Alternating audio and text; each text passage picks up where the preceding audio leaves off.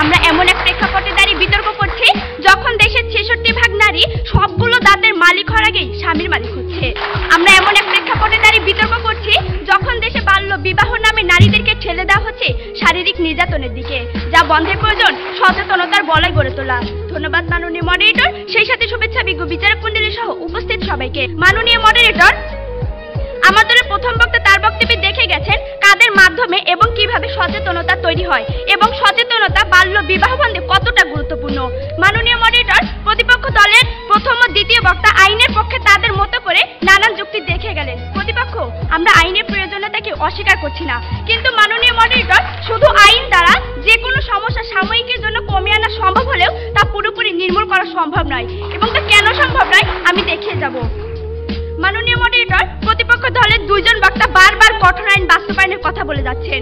লক্ষ্য করুন প্রতিপক্ষ, সভ্যতার ইতিহাসে সর্বপ্রথম লিখিত আইন ছিল হাম্মুরাবি আইন, যা 1786 খ্রিস্টপূর্বে সম্রাট হাম্মুরাবি প্রণয়ন করেন।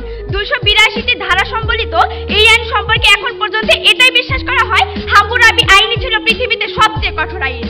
অন্যদিকে আমরা যদি বাংলাদেশের প্রেক্ষাপট চিন্তা করি তাহলে দেখতে পাই বাংলাদেশের জন্য প্রণীত মোট আইনের ধারা 511টি, কিন্তু হতাশার ব্যাপার হলো টিআইবির হিসাব মতে বাংলাদেশের 10 ভাগ আইনেরও যথাযথ বাস্তবায়ন হয় না।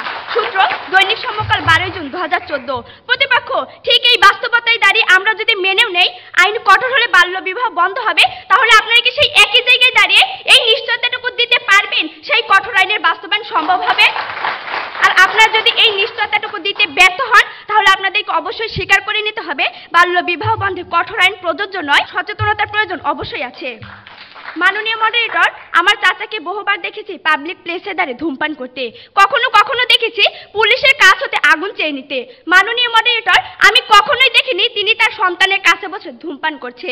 প্রতিপক্ষ, আমরা যদি ঘটনাটিকে দুটি দিক থেকে চিন্তা করি তাহলে দেখতে পাই একদিকে 100 টাকা জরিমানার ভয় চাচা ধূমপান করা থেকে বিরত থাকতে পারছেন না, অন্যদিকে তার সন্তানের ক্ষতির কথাটি চিন্তা করে তিনি ধূমপান করা থেকে বিরত থাকছেন।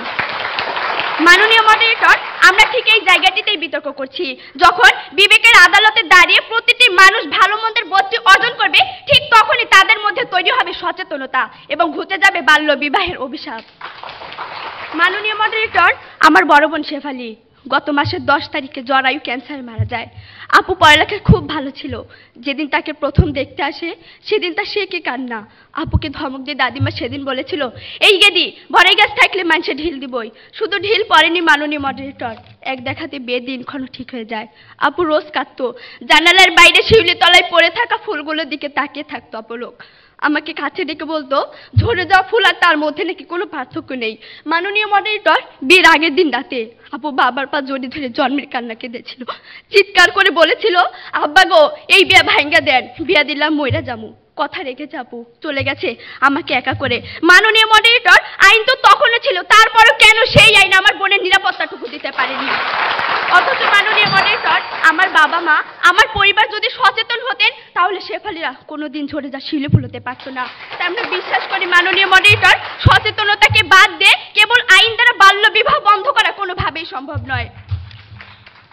মাননীয় মডারেটর, আইন কঠোর করা হয়েছে, তারপর বন্ধ হচ্ছে না বাল্য বিবাহ।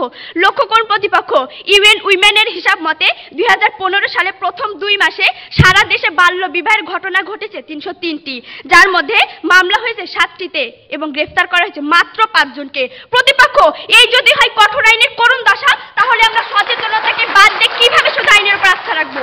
প্রশ্ন হলো, আশা করি উত্তর পাবো। মাননীয় মডারেটর, গল্পগুলো সত্যি হলেও পারতো।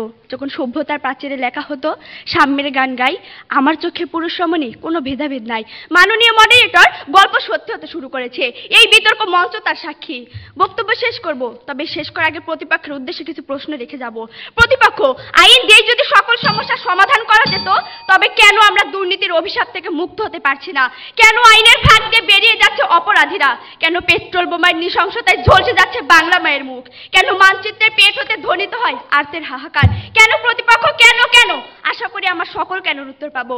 ধন্যবাদ।